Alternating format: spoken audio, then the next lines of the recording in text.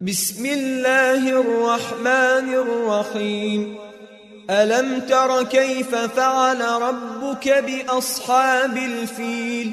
ألم يجعل كيدهم في تضليل وأرسل عليهم طيرا أبابيل ترميهم بحجارة من سجيل فجعلهم كعصف مأكول.